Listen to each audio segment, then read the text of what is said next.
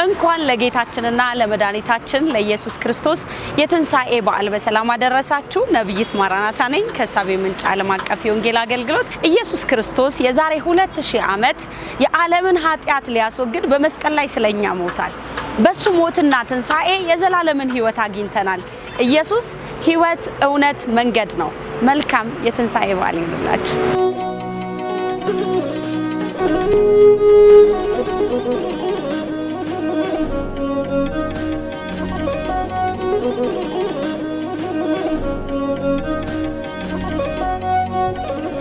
ዛሬ እንግዲህ የምናገለግላችሁ ዋናው ሐሳብ ምንድነው? ኢየሱስ ክርስቶስ በፋሲካ ዋናው ትንሣኤን ነው አይደለ? ፋሲካ መታሰቢያነቱ ኢየሱስ በየዓመቱ የሚሞት አምላክ አይደለም። የዛሬ 2000 ዓመት ተነስቷል። ሁሌ ጻድቅ የሆነ ሁሌ የሞተ ሁሌ አይነሳም በየዓመቱ። እንደዛ የሚመስላቸው ክርስቲያኖች ስላሉ እንደሱ አይደለም፣ መታሰቢያ ነው። የልደት በዓልም የፋሲካ በዓልም ለመታሰቢያው የሚደረግ ነውና ግን አሁን ሁሌ ስለነ ማርያም ነው ወይ የምናወራው ወይንም ደግሞ ስለ ደቀ መዛሙርቱ ነው ወይ? አይደለም። ዛሬ ደግሞ ተረኞች እኛ ነን አይደለ? ለዚህ ዘመን የትንሣኤው ምስክሮች እንድንሆን የተቀመጥን እኛ ነን። ስለዚህ እንደ አንድ እግዚአብሔር ባላደራ አድርጎ እንዳስቀመጠው ሰው በዚህ አቅጣጫ በምን መንገድ መንቃት አለብን የሚለው ላይ ነው ዛሬ ፎከስ አድርጌ ማስተምረው። የማቴዎስ ወንጌል ምዕራፍ 28 መጽሐፍ ቅዱስ ያዝን እናወጣለን። የማቴዎስ ወንጌል ምዕራፍ 28 ከቁጥር 1 ጀምሮ ያለውን እንመለከታለን። እግዚአብሔር ዛሬ በዚህ ቃል ውስጥ ለእያንዳንዳችን የሚሆንን ስንቅ ይሰጠናል። እንዲህ ይላል። በሰንበትም መጨረሻ መጀመሪያው ቀን ሲነጋ መግደላዊት ማርያምና ሁለተኛይቱ ማርያም መቃብሩን ሊያዩ ወጡ። እነሆም የጌታ መልአክ ከሰማይ ስለወረደ ታላቅ የምድር መናወጥ ሆነ። ቀርቦም ድንጋዩን አንከባሎ በላዩ ተቀመጠ። መልአኩም እንደ መብረቅ ልብሱም እንደ በረዶ ነጭ ነበረ። ጠባቂዎቹም እርሱን ከመፍራት የተነሳ ተናወጡ፣ እንደ ሞተም ሆኑ። መልአኩም መልሶ ሴቶቹን አላቸው፣ እናንተስ አትፍሩ፣ የተሰቀለውን ኢየሱስን እንድትሹ አውቃለሁና እንደተናገረ ተነስቷልና በዚህ የለም። የተኛበትን ስፍራ ኑና እዩ፣ ፈጥናችሁም ሂዱና ከሙታን ተነሳ፣ እነሆም ወደ ገሊላ ይቀድማችኋል፣ በዚያም ታዩታላችሁ በሏቸው። ለደቀ መዛሙርቱም ንገሯቸው። እነሆም ነገርኋቸው። በፍርሃትና በታላቅ ደስታም ፈጥነው ከመቃብሩ ሄዱ፣ ለደቀ መዛሙርቱም ሊያወሩ ሮጡ። እነሆም ኢየሱስ አገኛቸውና ደስ ይበላችሁ አላቸው። እነርሱም ቀርበው እግሩን ይዘው ሰገዱለት። በዚያም ጊዜ ኢየሱስ አትፍሩ፣ ሄዳችሁ ወደ ገሊላ እንዲሄዱ ለወንድሞቼ ተናገሩ፣ በዚያም ያዩኛል አላቸው ይላል። ክብር ለኢየሱስ ይሁን። ተረኛ ናችሁ በሚል ርዕስ ነው ማገለግላችሁ። እስቲ ተረኛ ነኝ በሉ። አው ተረኛነታችን ለምንድነው? የክርስቶስን ሞትና ትንሣኤ ለመናገር ተረኛነታችን ለሱ ነው። እንግዲህ አሁን ባነበብኩላችሁ የማቴዎስ ወንጌል ምዕራፍ 28 መጽሐፍ ላይ ስንመለከት ኢየሱስ ክርስቶስ በማለዳው ላይ ይነሳል ብለው የጠበቁ ብቻ አልነበሩም። እነ ማርያም ሲመጡ ድንጋዩን ማን ያንከባልልልናል የሚል ትልቅ ጥያቄ ነበራቸው። አንደኛ ከነሱ አቅም በላይ የሆነ ችግር በዛ ስፍራ ላይ አለ። ሴትነታቸው ወይንም ደግሞ ውስጣቸው ያለው አቅም ሊያንከባልለው የማይችለው ነገር ግን ኢየሱስ ክርስቶስ ለነሱ በዛም ሰዓት ተቀብሮ ባለበትም ሰዓት ቢሆን ጌታቸው ስለነበረ፣ ለአንዳንዶች ሞቶ የቀረ አምላክ ነው፣ ለነ መግደላዊት ማርያም ግን ጌታቸው ነበረ። እና ማልደው ሲነሱ ማለዳ ላይ የሚገጥሙ ችግሮች አሉ። ማለዳ ላይ የሚገጥሙ ምኖች አሉ፣ ፍርሃቶች አሉ።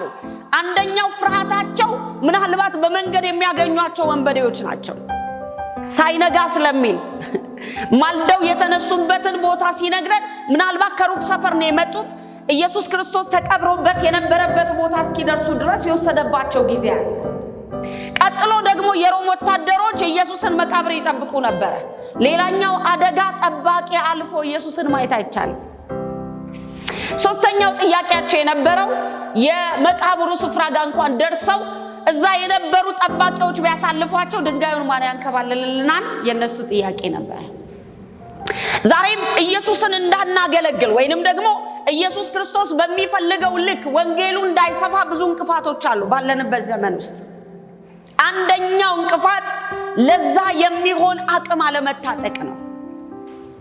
12ቱ ደቀ መዛሙርት ውስጥ የነበረው ይሁዳ ከሸጠው በኋላ እንደሞተ መጽሐፍ ቅዱሳችን ይነግረናል። 11ዱ ግን በር ዘግተው ተቀምጠዋል። ብርቱ የተባሉ እነ ዮሐንስንም ጨምሮ እነ ጴጥሮስም እነ ቶማስም ሁሉም እንደየመረዳታቸው መጠን በር ዘግተው ተቀምጠዋል። አሁን ያለንበት ዘመን ብዙ ሰው የልቡን በር የዘጋበት ዘመን ነው። ብዙ ሰው ከመቀላቀል ለወንጌል ከመሮጥ ይልቅ ለራሱ ጉዳይ እየሮጠበት ያለበት ዘመን ላይ ነው ያለነው። በዚህ ዘመን ግን ኢየሱስ አንድ አይነት ሰው ይፈልጋል። እንዲህ አይነት ሰው ይፈልጋል።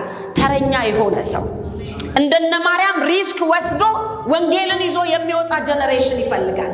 እስቲ ተረኛ መሆን የምትፈልጉ ኢየሱስ በዚህ ዘመን ለሰጠኝ ታላቁ ተልኮ ዋጋ መክፈል ፈልጋለሁ የምትሉ ሰዎች ለእናንተ እግዚአብሔር አቅም ይጨምርላችኋል። ምክንያቱም እግዚአብሔር ዛርና ውቃቢ አይደለም። ገባ? ውረድ ባልከው ልክ አይወርድም። ይፈለጋል። የሚፈለግ አምላክ ነው።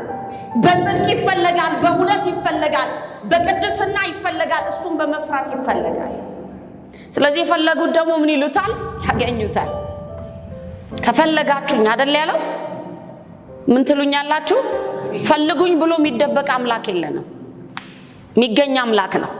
ስለዚህ ለማን ነው የሚገኘው ካላችሁ በእውነት ለፈለጉት ይገኛል፣ በጽድቅ ለፈለጉት ይገኛል። ስለዚህ በዚህ ክፍል ላይ እነ ማርያም ምናቸውን ሊያዩ ነው የሄዱት? ጌታቸውን ሊያዩ ነው የሄዱት። ክፍሉ እንደሚነግረን በሰንበት መጨረሻ በመጀመሪያው ቀን ሲነጋ ይላል። መቅደላዊት ማርያምና ሌላኛዋ ማርያም ሁለተኛይቱ ማርያም መቃብሩን ሊያዩ ወጡ ነው የሚለው።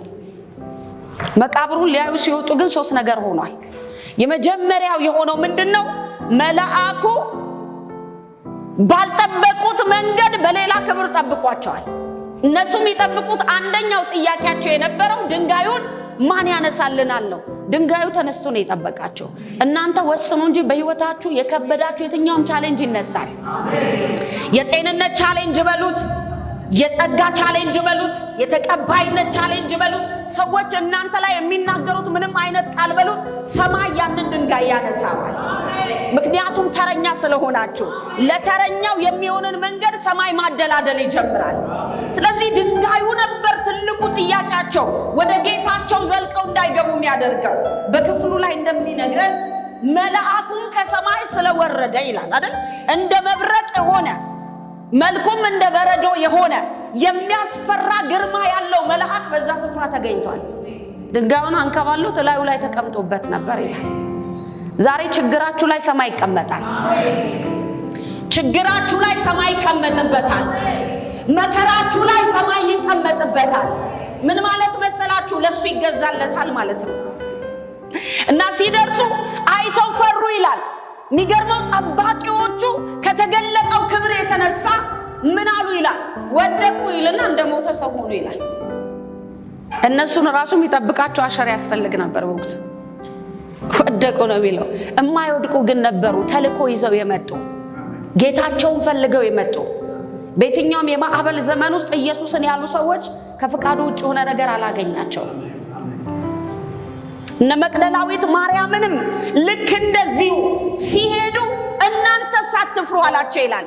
ዛሬ ሁለተኛው እውነት እናንተ ተረኛነታችሁን ካመናችሁ እግዚአብሔር በእናንተ ሕይወት እንደሚሰራ ለዚህ ሲዝን መልእክተኛ እንደሆናችሁ ካመናችሁ ለእናንተ እግዚአብሔር ለይቶ መናገር ይጀምራል። አያችሁ፣ የወደቁትን ጠባቂዎች አይደለም ተነሱ አትፍሩ ያላቸው፣ ኢየሱስን ሊፈልጉ የመጡትን ነው አትፍሩ አላቸው ሴቶቹን ይላል። እናንተስ ምን አትበሉ? አትፍሩ። ለምን? የውስጣችሁን አውቃለሁ። አጠገባችሁ ያለውን ሰው እግዚአብሔር የውስጥህን ያውቃል በሉት። እግዚአብሔር የልብህን ያውቃል በሉት። እግዚአብሔር የልባቸውን ስለሚያውቅ ጠባቂዎቹ የኢየሱስን ሞትና ትንሣኤ ለመሸፈን የሚጠብቁ ናቸው። እነ መቅደላዊት ማርያም ግን ትንሣኤውን ሊያወሩ የመጡ ናቸው። ስለዚህ እግዚአብሔር ደባልቆ አይሰራም ማለት ነው። ቀላቅሎ አይሰራም፣ ለይቶ ነው የሚሰራው። ስለዚህ እናንተስ የናዝሬቱ ኢየሱስን እንደምትፈልጉት አውቃለሁ አላቸው ይላል። ገምቶ አይናገርም እግዚአብሔር። እንዲህ ቢሆን ይመስለኛል አይለንም። አውቆ የሚነግረን አምላክ አለ። እናንተስ ማንን እንደምትፈልጉ? የናዝሬቱን ኢየሱስን እንደምትፈልጉ ምን እላለሁ አለ? አውቃለሁ፣ እንደተናገረ ተነስቷል እንጂ በዚህ እስቲ ኢየሱስ ተነስቷል በሉ። አምናችሁ ኢየሱስ ተነስቷል በሉ። ለምን መሰላችሁ? ትንሣኤው እንዳይነገር የሚፈልግ መንፈስ አለ። ሁልጊዜ ኢየሱስን በትንሣኤው ኃይል መግለጽ ስትጀምሩ ሙት የሆነ ነገራችሁ ይንቀሳቀሳል። ለዚህ ነው ዲመን የኢየሱስ ክርስቶስ ትንሣኤ እንዳይነገር ነው ጠባቂ ያቆየው። ተሰረቀ በሉ የተባለው ወሬ የጨለማው ዓለም ቅንብር ነው። ለምን? በሞትና ትንሣኤ ውስጥ ነው የኛ ህይወት የቀጠለው። ስለዚህ ደህንነት ሙሉ የሆነው በሞቱ ብቻ አልነበረም፣ በትንሣኤው ጭምር።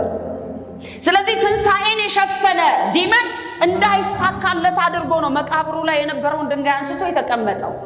እውነተኛ ምስክር አለ በህይወታችሁ ውስጥ። እግዚአብሔር ለሚሰራው ነገር፣ እግዚአብሔር ለሚፈጽመው የራሱ አጀንዳ፣ እግዚአብሔር ለሚያከናውነው ለራሱ ስራ ምስክር አለ።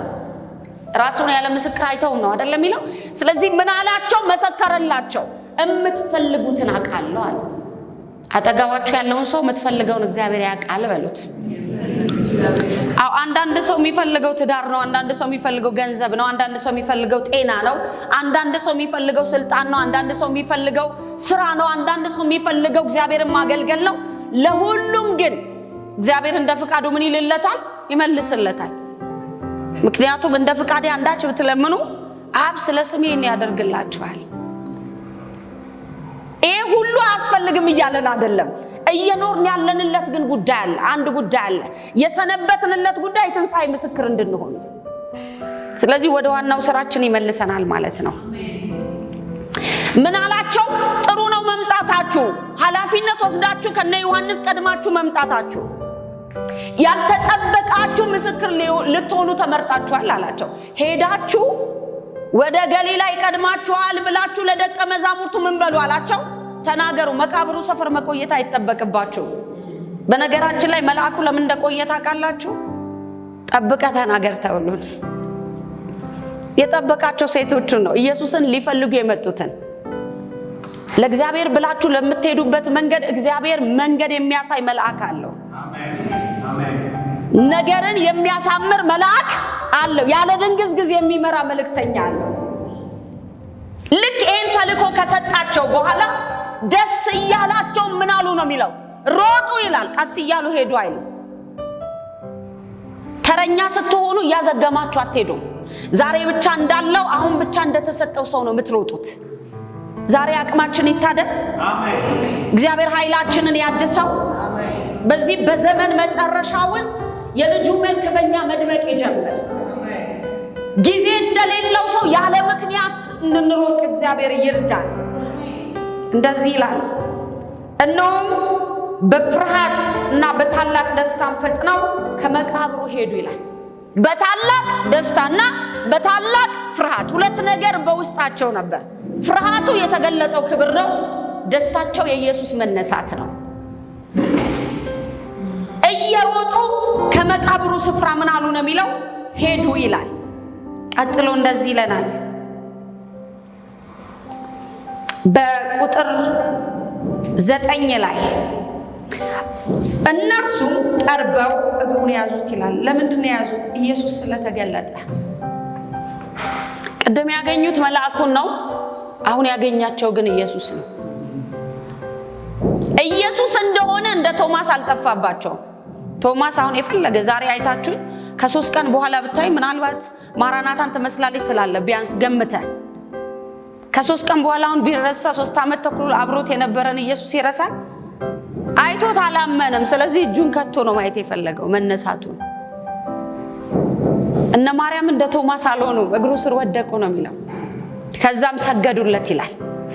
ስለ ኢየሱስ መርሳት ፈጥነው የሚረሱ ሰዎች የተከተሉት ኢየሱስን ሳይሆን የተከተሉት ጥቅም ነበር ማለት ነው። መልኩ ላይ ሳይሆን ፍላጎታቸው ላይ ስለነበር አይናቸው የነበረው ኢየሱስን ማሰንበት አልቻለም።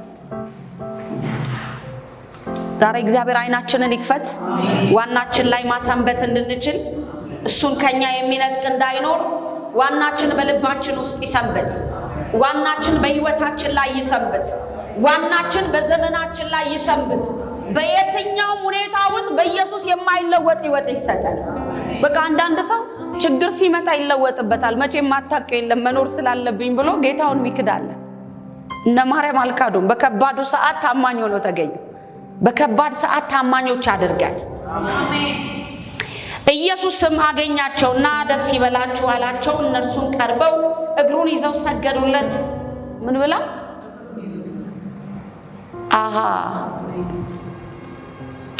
አገኙት እኮ አይደለም የሚለው፣ ኢየሱስም አገኛቸው። ለምን? እሱን ለማግኘት እየፈለጉት አልተደበቀባቸው። ኢየሱስን ለማግኘት ከሆነ ፍላጎታቸው አይደበቅም፣ ይገለጥላቸዋል። በሚገባችሁ ቋንቋ ይገለጣል። በዚህ ክፍል ላይ በሚገባቸው መንገድ ነው የተገለጠው። ነው አይደለም? መልአኩ ነው እንዳይሉ ኢየሱስ ነው የተገለጠው። እስቲ አየዋለሁ በሉ፣ ይገለጥልኛል በሉ። ከዛ እንደዚህ አላቸው። በዚያም ጊዜ ኢየሱስ አትፍሩ አላቸው። አትፍሩ ያለበት ምክንያት መልአኩን አይቶ የፈሩት ፍርሃት አለ። አሁንም እየፈሩ የነበረበት ፍርሃት አለ። ምን አትበሉ አላቸው? አትፍሩ። እስቲ የምፈራው ነገር አያገኘኝም በሉ። የሚያስደነግጠኝ ነገር አያገኘኝም በሉ። ይኸውላችሁ ሙሉ ኃይላችሁ እንዳይገለጥ ከሚያደርጉ ነገሮች አንዱ ፍርሃት ነው።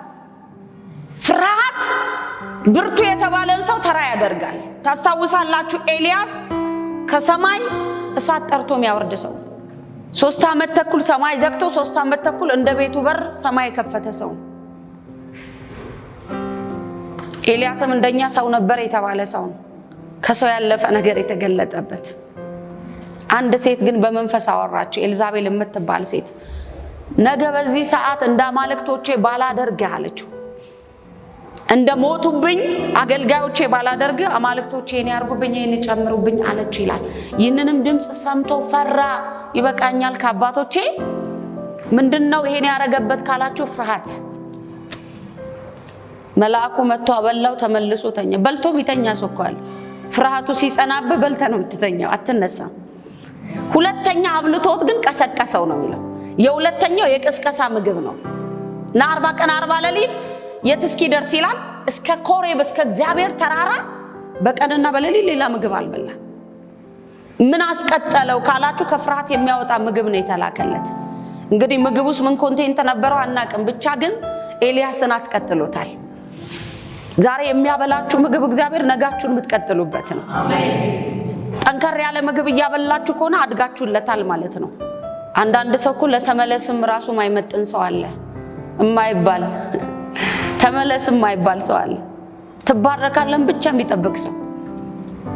ስለዚህ እግዚአብሔር ለጡጦ ለሚጠቡ ሰዎች አጥንት አይሰጥም፣ እንዳይታነቁበት ማለት ነው። ከዘመኑ ብዛት የተነሳ ምኖች ልትሆኑ ሲገባችሁ፣ መምህራን መሆን ሲገባችሁ አሁን ሞተት ነው የምትጋቱታል። የሆነ ቸርች እንዲመሩ ሊሰጣቸው የሚፈልጋቸው ሰዎች የሆነ ጊዜ ሲመጣ የ40 ዓመት ሰው አሁን ጡጦ ይዞ ብታዩ ምን ትላላችሁ? መች ነው የጀመረው? እንደው ቤተሰብ የለውም ወይ የሚያጸልይለት ወይ ሐኪም ቤት ቢወስደው አይደል? ምንድነው? አንዳንድ ሰው በጌታ ቤት ውስጥ ሰንብቶ በሚገባው ልክ ግን አላደገም።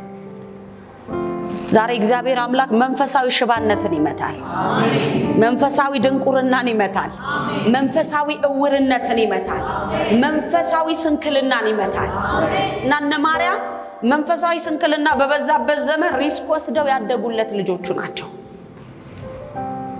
በወቅቱ ብዙ ተጽዕኖ የነበረበት የአይሁድ እምነት ለሴቶች የሚሰጠው ቦታ ብዙም አልነበረም። እናንተን ግን አምናችኋለሁ አላቸው። ሄዳችሁ ብትናገሩ ትሰማላችሁ። ለምን? እነ ዮሐንስ ባልመጡበት ሰዓት እናንተ መጣችኋል አላቸው። ኢየሱስ አመነባቸው ሄደው በመናገራቸው። ዛሬ ኢየሱስ እንዲያምነን ካስፈለገ ስለሱ ብለን ምን ወስደው ሪስክ ያስፈልጋል።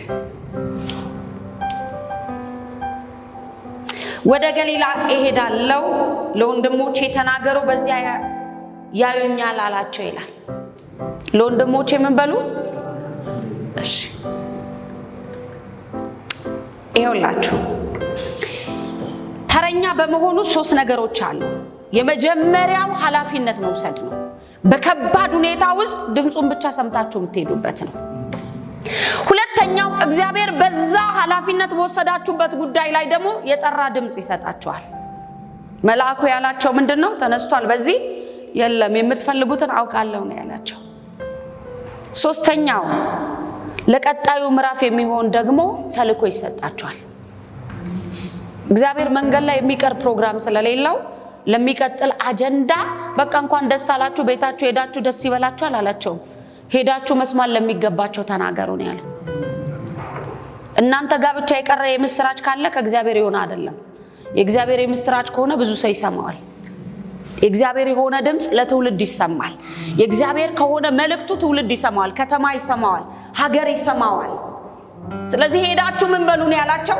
ተናገሩ። ስለዚህ እነዚህ ሶስት ነገሮች በደንብ ያዙ። በዚህ ክፍል ውስጥ እነ መግደላዊት ማርያም፣ ሌላኛዋ ማርያም ያደረጉት መልካም ነገር እስከ ዛሬ ድረስ ምስክር ሆኖ የትንሣኤ ስብከት በሚሰበክበት ዘመን ሁሉ የነሱ ታሪክ ይነገራል። ለምን ሲባል ኃላፊነት ወስደው ስለሄዱ። በዘመናችሁ ታሪክ ያላችሁ ሰዎች መሆን የምትፈልጉ ከሆነ፣ በዘመናችሁ ዝም ብሎ ተቆጥሮ ካለፈ ህይወት መውጣት የምትፈልጉ ከሆነ፣ በህይወታችሁ ዘመን የእግዚአብሔር ፍቃድ በህይወታችሁ በሙላት እንዲገለጥ የምትፈልጉ ከሆነ ከመደዳ መውጣት አለባችሁ። መደዳ ከሆነ ህይወት በልቶ ጠጥቶ አግብቶ ወልዶ አያት ተብሎ ከመሞት ያለፈ መደዳ ውስጥ መውጣት አለባችሁ። ዛሬ እግዚአብሔር መንገድ ያሳየን። ቆመን እንጸልይ።